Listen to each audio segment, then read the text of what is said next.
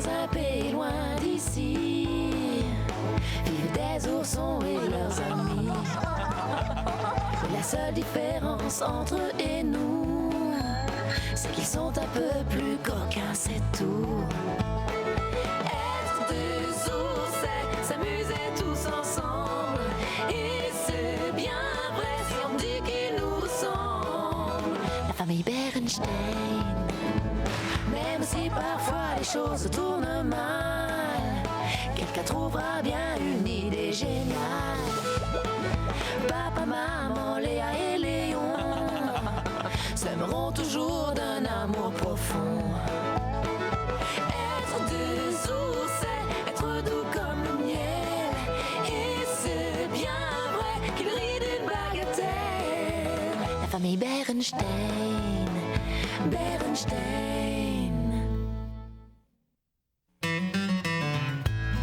Si vous ne savez pas comment fignoler un travail pour le terminer, Le meilleur moyen d'apprendre et d'avoir de l'aide, c'est de demander.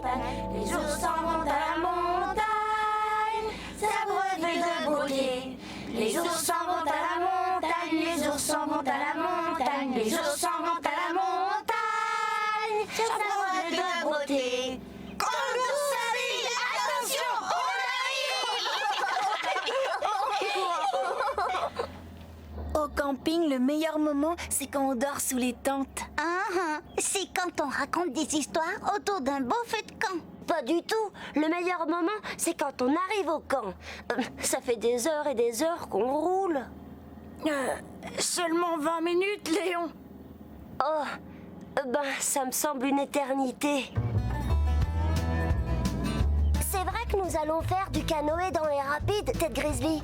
Oui, Léon, parfaitement. Vous aurez tous l'occasion d'essayer les rapides des Sources Blanches et les chutes des 20 marches. Les chutes d'eau et les rapides.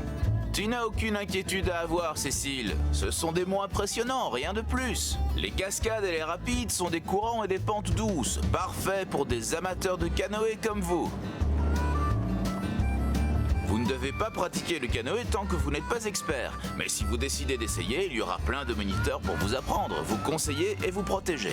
Oh, super! Il y a 2 choses importantes à ne pas oublier au camping d'Ourseville.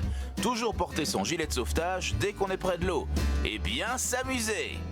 Oh, on dirait un parcours pour petite maternelle. Ça ne m'intéresse pas. Oh, je suppose que nous non plus, alors on le fera pas. Oui, on y est.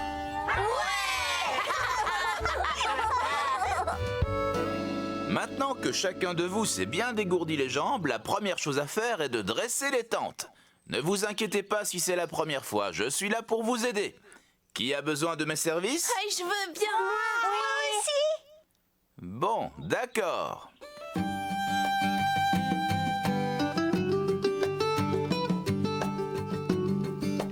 Tu sais comment on installe ce piquet, Théo? Bien sûr qu'il le sait, enfin. Théo sait tout faire. N'est-ce pas, Théo? Oui.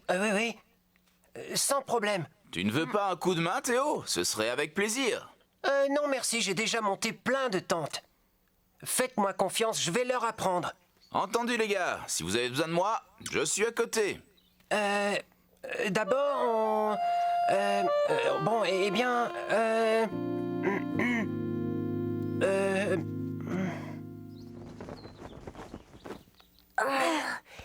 Tu n'es pas très rapide, Léon. Ce n'est pas juste. Vous avez commencé avant. Tu as besoin d'aide, Théo? On a installé des tentes des millions de fois pourtant. Je n'ai besoin d'aucune aide. N'importe qui peut le faire.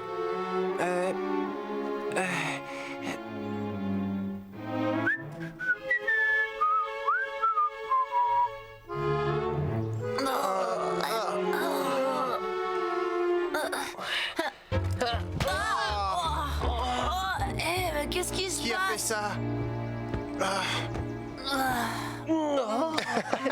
Si vous ne saviez pas comment monter cette tente, il fallait demander de l'aide. La prochaine fois, compris? Venez donner un petit coup de main, les enfants.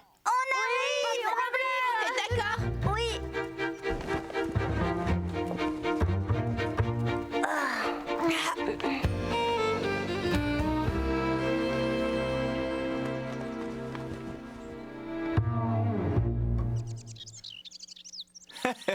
Très bien, qui veut se lancer dans l'artisanat?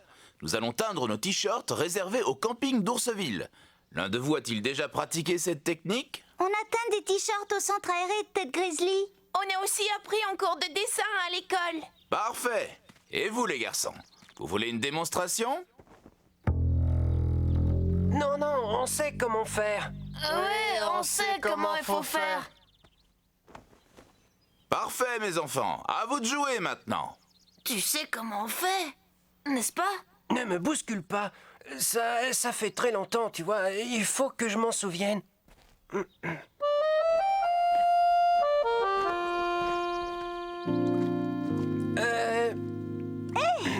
peut te montrer comment réussir un super t-shirt, Théo. Si tu veux. Non, je n'ai pas besoin d'aide. Je sais comment procéder. Ah oui, ça y est, je me souviens. Il faut mettre le t-shirt en boule comme ça, le froisser et le tremper. Allez, venez.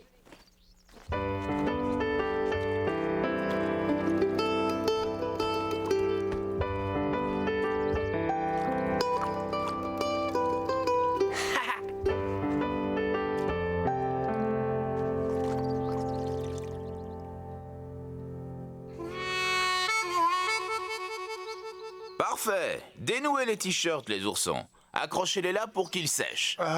Il a dit dénouer les t-shirts. Mais qu'est-ce qu'il veut dire au juste? C'est peut-être ce qu'il appelle une technique artisanale. Remarquable Lizzie. Beau travail Léon. Très très réussi Cécile. Ce n'est pas grave mes garçons. La même chose m'est arrivée la première fois. Le t-shirt doit être attaché avec des ficelles. C'est ce qui donne des couleurs bariolées. La prochaine fois, si vous ne savez pas faire ce qu'on demande, n'hésitez pas à demander de l'aide, d'accord? Oh, ouais. C'est un sandwich à concocter soi-même, alors faites-le à votre goût. Quand est-ce qu'on descend les rapides des sources blanches, Tête Grizzly? À la première heure demain matin, Lizzie. Je serai présent à côté de quelques moniteurs pour aider tous ceux qui n'ont jamais pratiqué le canoë. Si vous avez des questions ou besoin d'aide, n'hésitez pas à nous demander, d'accord? D'accord. Super! Oui, bien sûr. Il est hors de question qu'on participe à ce parcours pour petite maternelle. Pourquoi pas? Ça va être génial. Tu ne peux pas rater ça. On a eu la chance d'apprendre à diriger un canoë, tu sais Théo. On peut vous donner quelques conseils si vous voulez. Je sais me servir d'une pagaie, qu'est-ce que tu crois, Léon? Et probablement mieux que toi. Et même qu'on te battrait dans une course, n'est-ce pas Théo? D'accord, demain on fait la course. On fait la course. Vous êtes battu d'avance, n'est-ce pas Théo? Ouais, finalement, je crois que je n'ai plus très faim. Où tu vas? Oh, Théo! Si tu as terminé, va chercher la glacière, tu veux bien? Je vais l'aider. Merci, Léon.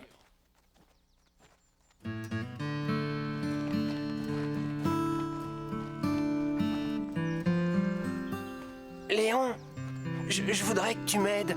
Vraiment? En vérité, je n'y connais absolument rien en canoë. C'est pas compliqué. Il faut seulement demander à Tête Grizzly et... Oh non, pas question, c'est trop embarrassant. En plus, Médiocre et Minus imaginent que je sais tout faire. Je n'ai pas envie de les décevoir. Mais il n'y a aucune honte à ne pas connaître certaines choses et à demander de l'aide, Théo. C'est à toi que je m'adresse, Léon. Compris, compte sur moi. Merci. Alors, explique-moi comment tu tournes. Tu tiens ta pagaie dans l'eau sans bouger, comme ça. C'est super, tu apprends drôlement vite, tu sais, Théo. Montre-moi encore comment on freine. D'accord, tu tiens la pagaie à plat comme ça, tu vois? Oh, génial, on va tout récapituler depuis le début.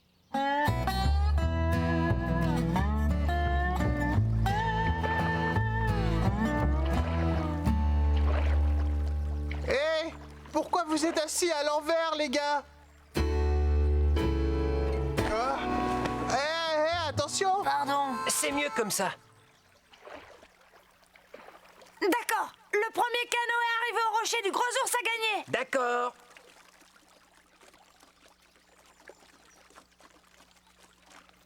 Prêt? Partez! Rame! Allez! Rame! Rame!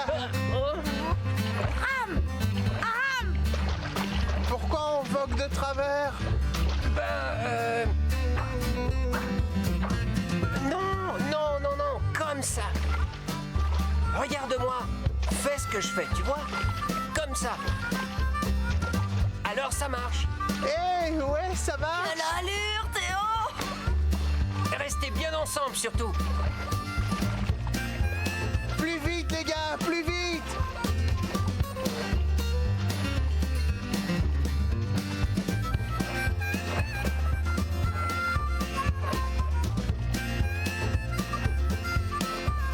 Impressionnant.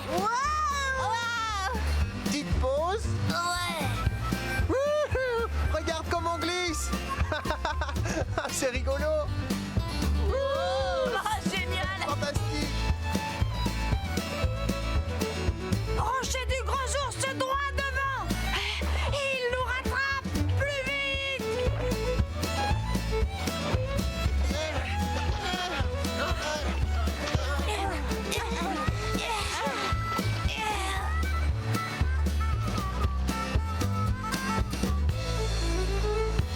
Égalité!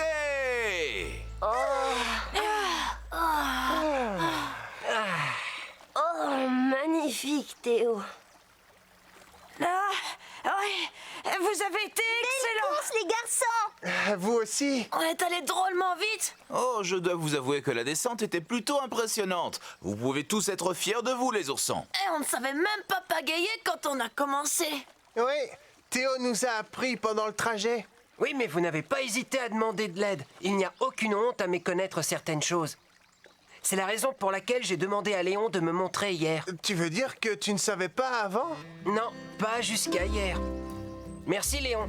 C'était avec plaisir, Théo. Il n'y a pas de honte à ça? Non, c'est vrai, n'est-ce pas, Théo? Aucune honte. Maintenant, si l'un de vous veut apprendre quelques ruses d'un vieux pro, je suis à votre disposition. Super! On arrive! Venez tous.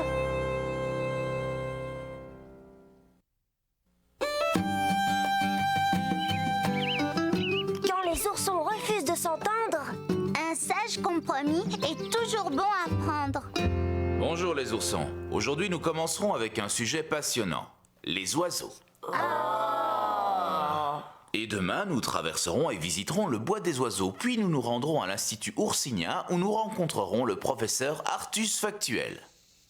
Mais Maître Bob, c'est vraiment barbant, les oiseaux. Ouais. Exact, Théo! et pourquoi on n'étudie pas les dinosaures? C'est bien plus passionnant. Détrompez-vous, les oiseaux ne sont pas ennuyeux. Je vois que ce nouveau sujet d'étude ne déchaîne pas votre enthousiasme, mes enfants. Je n'aimerais pas vous voir bâiller aux corneilles pendant la visite ou jouer les dindes ou les perroquets. Et à propos, Léon, un bon nombre de spécialistes pensent que les oiseaux sont très proches de la famille des dinosaures. Encore plus que les lézards. Ce qui me fait dire qu'ils sont intéressants. Waouh, je ne le savais pas. Le bois des oiseaux? Parfait. Pendant qu'ils l'exploreront, on cherchera un arbre pour construire notre forteresse.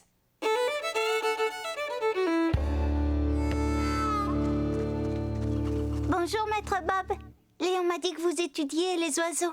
Je peux vous prêter ma collection de plumes si vous voulez. C'est fort généreux de ta part, Léa. Je t'en remercie.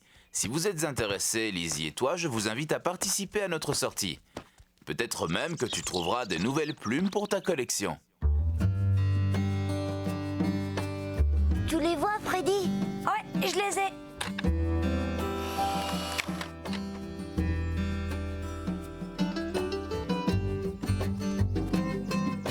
Super! Waouh! Regardez là-bas. Oh non! Il a une aile cassée! En vérité, il va bien. C'est un killdeer. Quand on s'approche un peu trop près de son nid, il distrait les visiteurs en jouant les blessés pour les éloigner. Waouh! Ils sont drôlement plus intéressants que je ne croyais, les oiseaux. On peut installer la balançoire là-bas et le piège par là. Et à côté, le pont en corde. Oui, c'est le meilleur arbre pour notre forteresse d'arbres du bois des oiseaux.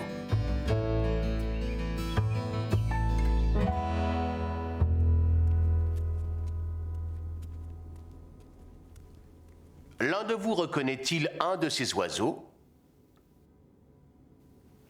Non. C'est probablement parce que toutes ces espèces sont éteintes. Cela signifie que... Plus aucun d'eux n'est encore en vie. Comme les dinosaures. Exactement. Très bien, les oursons. Ça veut dire qu'ils sont partis? Ah oui, c'est triste mais vrai, Léa. Il y a aussi des espèces en voie d'extinction, ce qui signifie que... Qu'il en reste très très peu. Exactement, Freddy. Et si nous ne les protégeons pas, ils vont bientôt disparaître. Comment on peut les aider, professeur? Un des meilleurs moyens, c'est protéger leur habitat. Ce qui signifie... Prendre soin de l'endroit où ils vivent. Encore exact, Freddy. J'ai vu un de ces oiseaux aujourd'hui. Celui-là, le jaune. Un perroquet jaune? En es-tu sûre, Léa? Il n'en existe plus que très peu. Je suis sûre et certaine. En haut d'un grand arbre dans le bois des oiseaux. Fred l'a pris en photo. Vous voyez? Je n'en crois pas mes yeux. Oui, c'est bien un perroquet jaune. Et il a pondu des œufs. Il est là. Je les vois. Regarde.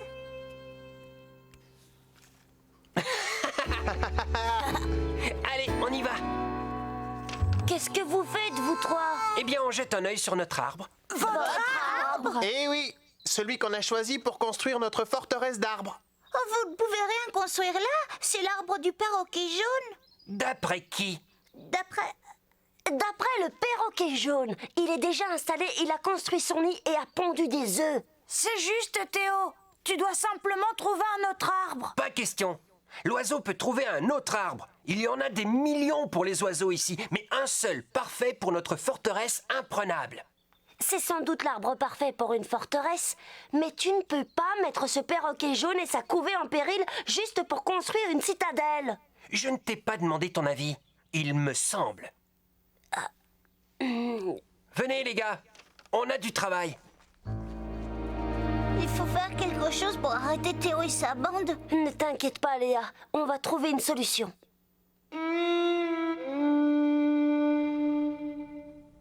Eh bien, vous n'avez pas beaucoup d'appétit ce soir. Vous avez des soucis, les oursons? Désolée, maman. Léa et moi, on cherche à résoudre le problème du perroquet jaune. Ça a l'air très sérieux. Mais j'avoue que je n'ai jamais entendu parler de perroquet jaune. C'est un oiseau, papa. Il n'y en a plus beaucoup. Ils sont en voie d'extinction et Léon et moi, on en a trouvé un dans un nid avec des œufs sur un arbre dans le bois des oiseaux. Eh bien alors, ce sont de bonnes nouvelles. Oui, sauf que Théo et sa bande ont décidé de bâtir un fort dans le même arbre. Ils se moquent de mettre en danger le perroquet et ses bébés. Ils disent que c'est leur arbre et nous, on dit que c'est l'arbre du perroquet jaune. Il y a peut-être un moyen pour Théo et vous de trouver un compromis. C'est quoi un compromis, maman? Un compromis, c'est une mesure ou un accord pris par chaque camp pour résoudre un problème équitablement. En principe, chaque camp cède un petit peu et pour finir, tout le monde gagne. Eh bien, en vérité, on leur a proposé de construire leur fort quand les bébés auront vu le jour et pourront voler. Mais ils disent non. Théo refuse tout compromis.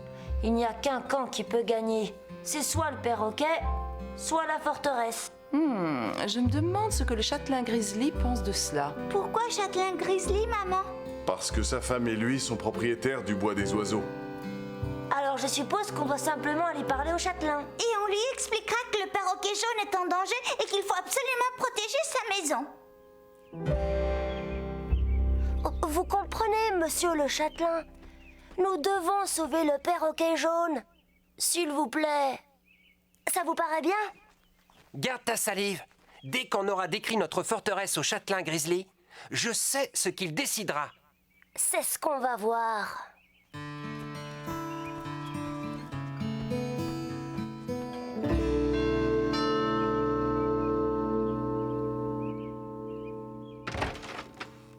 Oh!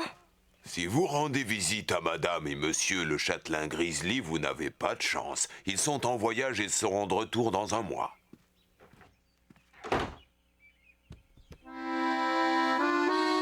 Fort! Perroquet!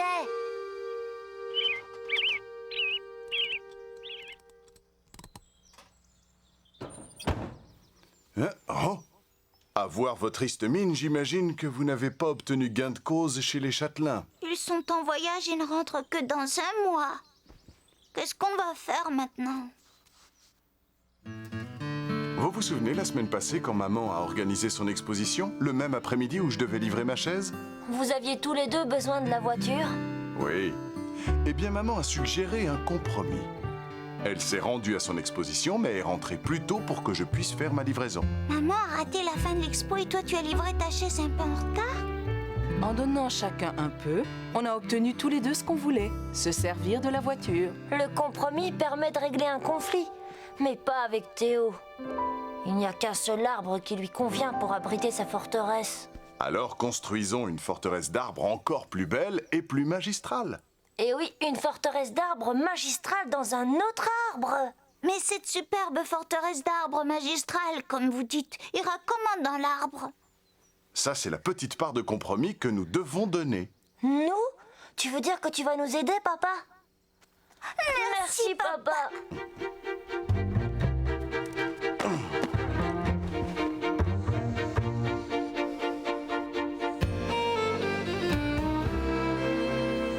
C'est la forteresse d'arbres la plus prodigieuse du monde, la magistrale des magistrales. Tu as certainement raison, Léon.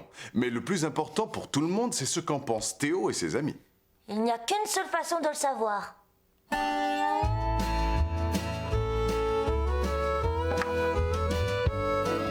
Théo! Oh non, encore lui!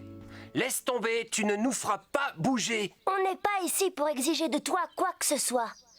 Tu veux construire une forteresse extraordinaire? Alors on est venu te montrer la plus magistrale des magistrales forteresses d'arbres.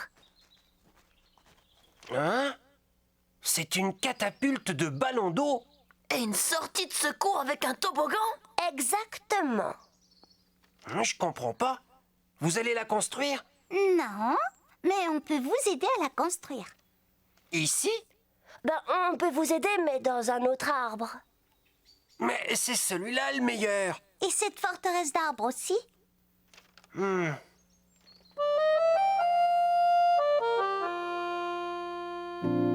Et vous allez nous aider à la construire? Mon papa veut bien se joindre à nous. Ton papa? Alors là, marché conclu.